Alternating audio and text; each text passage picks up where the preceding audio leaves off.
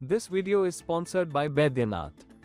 शुरुआत करेंगे सुरेंद्र राजपूत से। सुरेंद्र राजपूत जी, इस बार तो प्रधानमंत्री ने कह दिया है कि तंज कस रहे हैं कि भाई कोई विपक्ष से चीज आई नहीं है और विदेश से कोई चीज आई नहीं है और उसको लेकर वो तंज कस रहे थे। दूसरी तरफ वो ये भी कह रहे हैं कि आदिवासी महिला का अपमान किया है आपने, आपकी नेता सोनिया गांधी ने। साहिल भाई कहते हैं ना कि लश्कर भी तुम्हारा है, सरदार तुम्हारा है, और तुम झूठ को सच लिख दो, ये अखबार तुम्हारा है। और इस दौर के फरियादी जाए तो कहा जाए, सरकार तुम्हारी है, दरबार तुम्हारा है। मैं आपको बताऊं, श्रीमती सोनिया गांधी जी की टिप्पणी जो सहानुभूतिपूर्ण तरीके की एक टिप्पणी थी, उसको विवाद का विषय बना रहे हैं, चूंकि आर्थिक सर्वेक्षण पर बात न की जा सके। जैसे उन्होंने इंग्लिश में पुअर लेडी कहा, ऐसे ही इंग्लिश में एक वॉच डॉग होता है। अब इन्होंने तो कहा गरीब महिला, ठीक है ना, बेचारी महिला। हम कहते हैं कि हम वॉच डॉग की हिंदी क्या होती है? देखने क्या नाम, कुत्ता देखा या देखने वाला कुत्ता या फिर चौकीदार? आप हमें बताइए जरा, वॉच डॉग की हिंदी क्या होती है? अगर हम वॉच डॉग अंग्रेजी में कहते हैं तो क्या हिंदी में यह माना जाएगा कि भाई ये क्या नाम, हमारे दोस्त हैं फलाने फलाने फलाने जो है वो एक वॉच डॉग की तरीके से इस लोकतंत्र को देख रहे हैं या रक्षा कर रहे हैं? वॉच डॉग की तरीके से हम कहेंगे कुत्ते की तरीके से रक्षा कर रहे हैं। ये किस तरीके की भाषा? अगर इन लोगों को अंग्रेजी नहीं आती तो रोहन गुप्ता जी को हमने भेज दिया है वहां पर उन जी। अरे सर, पूरी बात तो सुन लीजिए। हमने रोहन गुप्ता जी को भेजा, इनसे अंग्रेजी समझ लें। पूछ क्या रहे हैं मालूम है प्रधानमंत्री जी? नहीं, प्रधानमंत्री ने कहा कि बोरिंग स्पीच, ऐसा कहा सोनिया गांधी ने। बोरिंग, काफी बोरिंग स्पीच था। हाँ, इसका क्या मतलब निकाले? उसका भी हिंदी ट्रांसलेशन बता देते हैं। हाँ, मैं बताता हूं। बोरिंग स्पीच तो थी, ये तो हम भी कह रहे हैं, इसमें अपमान कहां हुआ? एक चीज को बार बार रिपीट करेंगे, बोरिंग स्पीच थी। बोरिंग स्पीच तो सब सत्ता पक्ष के लोग सो रहे थे। क्या बोरिंग नहीं थी स्पीच? बोरिंग तो स्पीच थी, है तो हम आधिकारिक रूप से कह रहे हैं बोरिंग स्पीच थी। उसमें कौन सी बुरी बात है? मसला पुअर लेडी पर है। मसला पुअर लेडी पर है। अगर इनको अंग्रेजी नहीं समझ में आती तो मैं कह रहा हूं ना कि हमने रोहन जी को भेज दिया, रोहन जी से अंग्रेजी की ट्यूशन ले ले। गुजरात के दोनों हैं, अमित शाह जी भी ले ले, वो भी ले ले। वॉच डॉग की हिंदी भी देख ले। अगर वॉच डॉग को ये लोग देखने वाला कुत्ता बोलते हैं या देखा कुत्ता बोलते हैं तो समझ में आ जाएगी सारी चीजें। तो हम ये कहते हैं कि फिजूल के मुद्दों पर मत आइए, रोहन गुप्ता जी असली पर। दूसरा इन्होंने फिजूल का मुद्दा, दूसरा भी सुन लीजिए रोहन गुप्ता। अरे सर, फिजूल का मुद्दा, अरे दूसरा भी तो सुन लीजिए सर। देखिए, आएंगे ना, दोबारा आएंगे ना, चर्चा चलेगी और चर्चा चलेगी। और रोहन गुप्ता, क्यों इतनी घबराहट क्यों है? नहीं, फिजूल की चर्चा कर रहे हैं। बेवजह आप किसी मुद्दे पर चले जा रहे हैं। वो कह रहे हैं कि भाई पुअर स्पीच तो था ही, बोरिंग स्पीच था ही। 58 मिनट का स्पीच था, बराबर है ना? जिन्हों को देश की नस से दस की, मैं वही बोल रहा हूं साहिल भाई, कि देश की नब्ज, जनता की नब्ज जानना जो पार्टी भूल गई, अपने आप को पुरानी पार्टी बोलती है, उसको तो अंग्रेजी में आगे बढ़ना चाहिए। अंग्रेजों के हिसाब से तो चल रहे हैं। अब उनकी अंग्रेजों वाली एक दुकान बंद हो गई, हिंडनबर्ग, जिसके कारण 2 बार संसद का सत्र खराब किया। तो सुरेंद्र भाई, आप अपनी शेरो शायरी के मुद्दे पर अपनी दुकान नहीं बचा पाएंगे। आपकी अंग्रेजों वाली दुकान बंद हो गई। आप अपनी पार्टी के नेताओं को शेरो शायरी सिखाइए, शायद थोड़ी बहुत इज्जत बच जाए। नहीं तो ये पुअर लेडी, ये वॉचडॉग, आपको जो सिखा के पार्टी ने भेजा, आपको तो इतनी भी अंग्रेजी नहीं आती है। मुझे तो आप पे तरस आता है कि आपको आज अंग्रेजी पे बोलने पे मजबूर किया। बहरहाल उन मुद्दों पे हम ना जाए, गंभीर मुद्दे पे हम बात कर रहे हैं। साहिल में देखिए, जिस प्रकार से एक भाषा का प्रयोग होता है, आज एक अच्छे साथी हैं, पुराने साथी हैं, आज उनको आके एक्सप्लेनेशन देना पड़े, ऐसी भाषा का प्रयोग क्यों करें? आज महिला है, आदिवासी महिला है, एक हम्बल बैकग्राउंड से इतनी ऊपर उठ के आई है। बोरिंग बोलना, ये बोलना ठीक है, आप उनके मुद्दों पे सवाल उठा सकते हो। ये कोई पिक्चर की स्टोरी नहीं थी। आप अगर उन्होंने कोई तथ्य रखे तो उसके सामने सवाल रख सकते हो, या तो उसके साथ अग्री नहीं कर सकते हो। बोरिंग बोलना, पुअर लेडी बोलना, पुअर थिंग बोलना, मुझे लगता है ये मानसिकता दिखाता। मैं किसी एक व्यक्ति पर टिप्पणी नहीं करूंगा। और ऐसी कई घटना साहिल में इनके साथ हुई है। हरियाणा में इनकी नेता के खिलाफ, जो दलित नेत्री थी, उनके खिलाफ टिप्पणी कर करके मर गए। जो राज्य में ये कहा जाता था कि उनकी सरकार बनेगी, वहां पे लुटिया डूब गई। अगर अभी भी उनको नहीं सीखना है तो हमारे लिए तो अच्छी बात है साहिल भाई। ये अपनी शेरो शायरी सुरेंद्र राजपूत, राज्य पर राज्य, बीजेपी कह रही है कि आपको विरोध करना है तो करिए, लेकिन जरा जुबान संभाल के करिए। आपको याद है ना 2014 में चाय वाला बोल दिया, उसका फायदा बीजेपी ने कैसे उठा लिया? पूरे देश पे चाय पे चर्चा कर दी उन्होंने। तो थोड़ा सा संभल के भाई, पॉलिटिकली कभी कभी उल्टा हो जाता है उसके वजह से। बिल्कुल आपकी बात से मैं सहमत हूं। आइंदा हम लोग भी ध्यान रखेंगे, लेकिन मुद्दे कैसे बनते हैं साहिल भाई, और मीडिया के साथ मिलकर के कैसे मुद्दे बनाए जाते, देखिए राष्ट्र महामहिम राष्ट्रपति जी का अपमान आज नहीं हुआ, मीडिया कहां से आ गई इसमें? अपमान। अरे सुनिए ना सर, जवाब सुन लीजिए। मीडिया आएगी तो मीडिया की बात करेंगे, जब पूरी बात आएगी तो मीडिया भी आ जाएगी। पहले हमारी बात सुन लीजिए, उसके बाद काट दीजिएगा। हम कहा कह रहे हैं, आप तो वैसे हमारे भाई हैं। बोलिए बोलिए बोलिए, चलिए। तो हम ये कह रहे हैं कि हाँ, जब मीडिया के साथ मिलकर के ये लोग कैसे बातें बनाते हैं। मीडिया अपमान राष्ट्रपति जी का तब हुआ था जब संसद के उद्घाटन सत्र में उनको नहीं बुलाया गया था, बेइज्जत किया था उनको, बेइज्जत किया था, क्योंकि प्रधानमंत्री जी को संसद का उद्घाटन करना था। राष्ट्र की प्रथम महिला राष्ट्रपति, और उसके बाद उद्घाटन प्रधानमंत्री जी के हाथ में, ठीक है ना। तब बेइज्जत हुई थी राष्ट्रपति तब भी बेइज्जत हुई थी जब प्रभु श्री राम का मंदिर का उद्घाटन हो रहा था और उसमें राष्ट्रपति जी को नहीं बुलाया गया, क्योंकि अगर राष्ट्रपति जी को बुलाते तो उद्घाटन उनसे कराना पड़ता। तो दलित और महिला कैसे प्रभु श्री राम मंदिर का उद्घाटन कर दे, नरेंद्र मोदी जी को करना था। अपमान तब हुआ था। मैं इससे पहले की बातें पूर्व राष्ट्रपतियों पे नहीं जाऊंगा, ये दो ही मुद्दे बता देता हूं। लेकिन चूंकि ये मुद्दा मीडिया के साथ हम लोग नहीं उठा पाए, मीडिया हमारा क्या नाम माई बाप नहीं बना, तो हम नहीं उठा पाए। नहीं तो आज की डेट में जैसे हम सफाई दे रहे हैं वैसे रोहन भाई सफाई दे रहे होते। सच बात यह कि रोहन भाई को भी यही सफाई देनी पड़ती। रोहन भाई, हमारी चिंता छोड़ दीजिए, आप चिंता कीजिए, अपनी चिंता कीजिए मुद्दों की। हम हरियाणा में चुनाव हारे, हम महाराष्ट्र में भी चुनाव हारे, और हम चुनाव जीते भी हैं, और सबके सामने है क्या रिजल्ट है और किसकी वजह से रिजल्ट है। अब आप आ जाइए दूसरे मुद्दे पर, विदेशी ताकतों पर। हम विदेशी ताकतों का भी बता देते हैं आपको। सच बात यह है कि आज की डेट में नरेंद्र मोदी जी आर्थिक सर्वेक्षणों पर चर्चा ना हो सके, नंबर एक।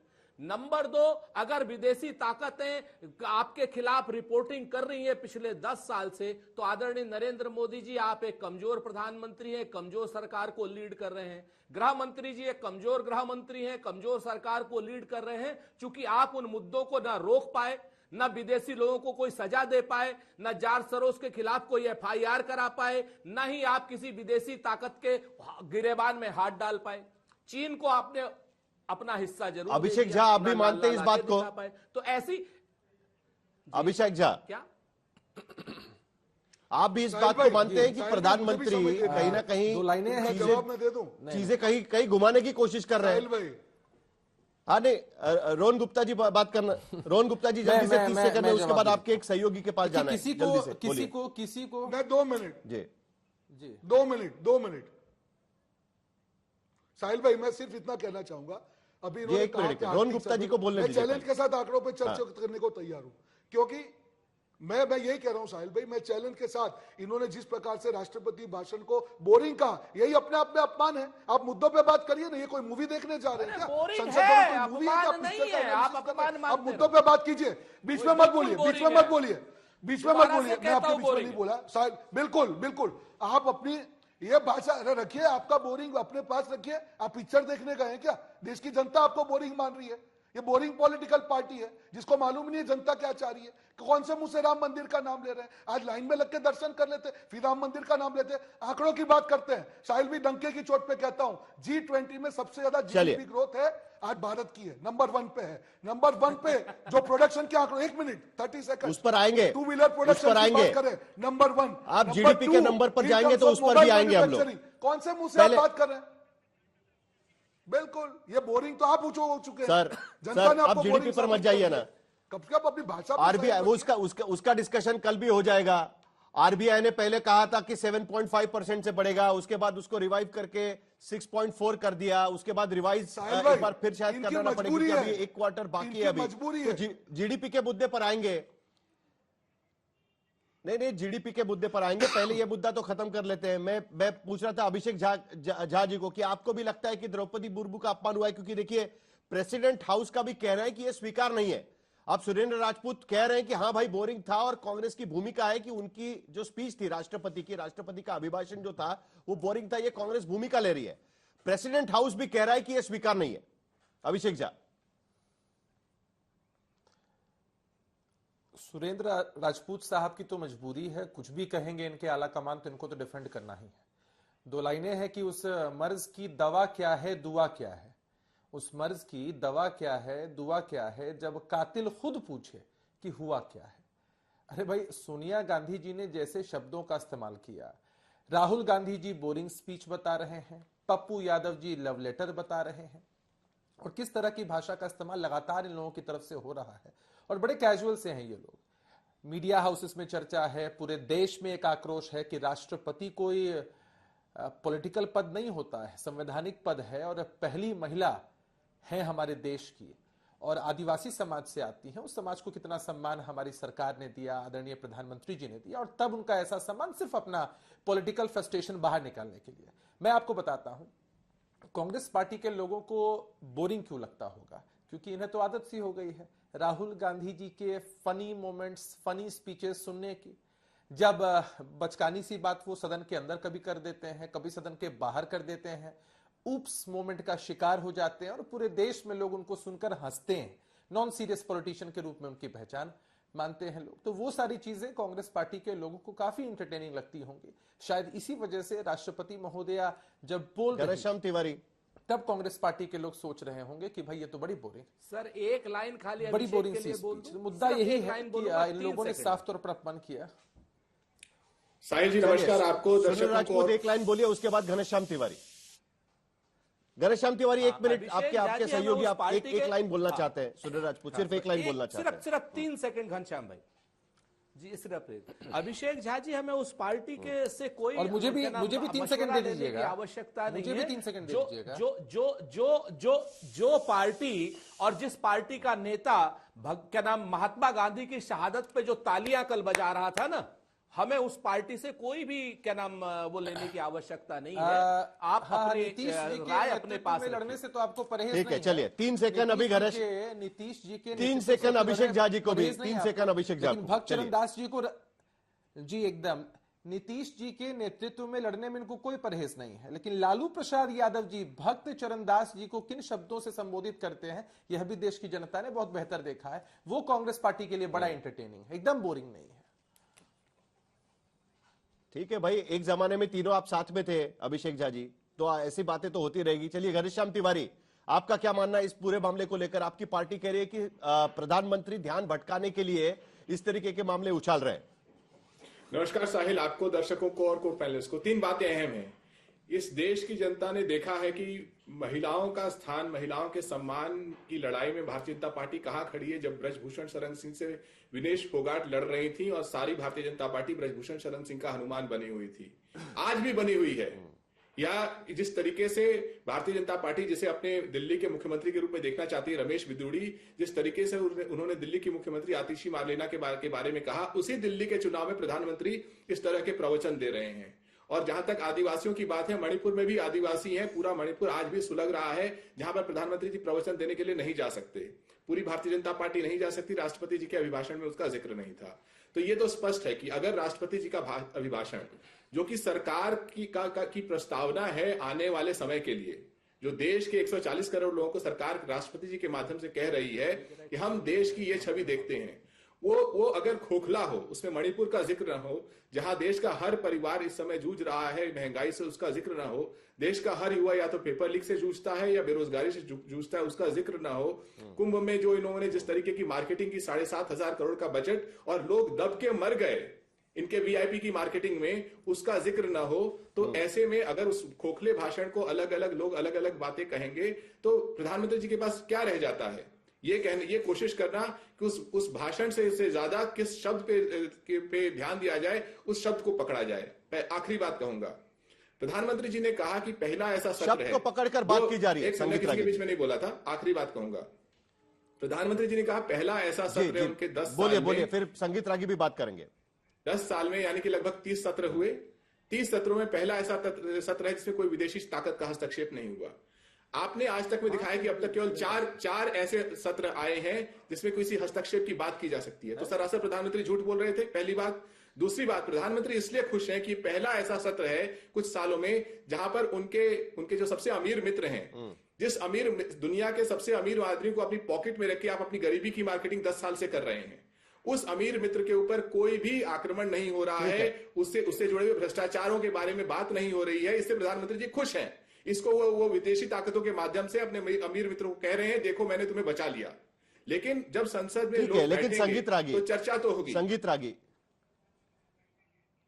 हाँ साहिल, संगीत रागी, दो चीजों पर आपसे प्रतिक्रिया लेना चाहूंगा। पहली प्रतिक्रिया तो इस बात पर होगी कि आपको याद होगा कि शिवसेना के प्रमुख बाला साहेब ठाकरे पब्लिक रैलीज में शिवाजी पार्क में, मैंने खुद अटेंड की हुई है, तब के जो प्रेसिडेंट थे अब्दुल कलाम, उन पर जिस तरीके से टिप्पणी किया करते थे, उनका पूरा उनकी वेशभूषा को लेकर बातचीत किया करते थे। उनका कहना था कि जो पार्लियामेंट अटैक के आरोपी है उनकी फांसी पर वो सिग्नेचर क्यों नहीं कर रहे हैं, उनको फांसी देने को लेकर, उसको लेकर उन पर टीका टिप्पणी किया करते थे, उनकी भाषा में, उनकी छवि में।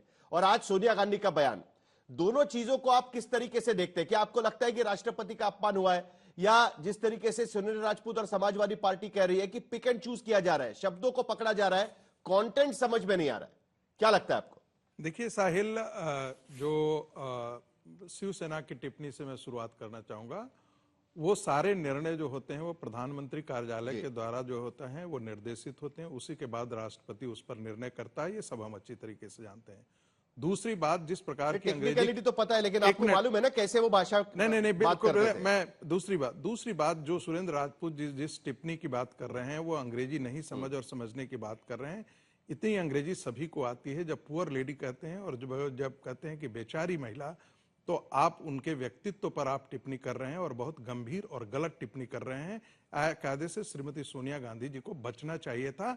ये कतई भी स्वीकार नहीं किया जाना चाहिए। यह रंगभेद की टिप्पणी थी, उनके आदिवासी होने की टिप्पणी थी, या सरकार के साथ उनके जो भारतीय जनता पार्टी का पहले उनका जो इतिहास था उसके कारण टिप्पणी थी, मुझे नहीं मालूम है, लेकिन ये जो टिप्पणी थी वो बिल्कुल गलत थी। सही बात है कि जितने भी आज तक के, जब मॉनसून का सेशन रहा हो, चाहे वो बजट का सेशन रहा हो, संयुक्त अधिवेशन रहा हो, हमने देखा है कि हिंडनबर्ग रिपोर्ट से लेकर के विदेशी ताकतों का षड्यंत्र जो है वो तो हुआ है। और इस बात को आज प्रधानमंत्री जी की टिप्पणी ने उस चीज को पुष्टि कर दी है। हाँ, मैं कुंभ पर जरूर चाहूंगा कि कुंभ पर प्रधानमंत्री जी बोलते और ये भी जानकारी देते कि क्या बहुत सारे इनपुट्स ऐसे आए हैं, क्या सफाई गुंडों के द्वारा तो वो षड्यंत्र तो नहीं किया गया था, क्योंकि जहां पर .102 पोल था वहां पर 40-50 पिए हुए पियक्कड़ लोग भी जो थे वो लाल झंडा लेकर के वहां पर भीड़ को एक ढंग से धक्का मुक्की करने की शुरुआत किए थे और वहीं से ये शुरुआत हुई थी। इसलिए मेरा ये आरोप नहीं है, मैं चाहता हूं कि इस बारे में जांच होनी चाहिए और सफाइयों की भूमिका के बारे में भी जांच होनी चाहिए। एक बात साहिल, मुझे अपनी बात खत्म कर लेने दीजिए। महिलाओं के, कल तो कोई मानने को तैयार नहीं था कि वहां पर उस तरीके की चीज हुई है। एक सेकंड, आप कहां जा रहे हैं? साहिल 10 सेकंड। महिलाओं के बारे में टिप्पणी करने वाले वो मुलायम सिंह जो कहे कि छोटे छोटे बच्चों से ऐसी गलतियां हो जाती है। सैफई महोत्सव में हमने देखा है कि क्या होता था, सैफई की अयासी का वो अड्डा था, वो हम लोग सब अच्छी तरीके से जानते हैं। कैसे मुंबई से लोग आया करते थे और किस प्रकार के डांस और नाच और बारात हुआ करती थे, वो हम सभी लोगों ने देखा है, अपने आंखों के सामने देखा है। तो मुझे लगता है कि कम से कम समाजवादी पार्टी पुरानी आदत है आप लोगों की चाहिए। और एक और जिक्र कर देना चाहता हूं, प्रतिभा पाटिल भी इस देश की उप राष्ट्रपति थी और हम जानते हैं कि कांग्रेस पार्टी से उनका कितना संबंध था, उनके किचन कैबिनेट से कितना गहरा संबंध था। और फिर वो बोरिंग थी या नहीं बोरिंग थी, लेकिन इतना जानते हैं कि 10 साल इस देश ने एक बोरिंग प्रधानमंत्री को झेला है, ये भी हम अच्छी तरीके से जानते हैं।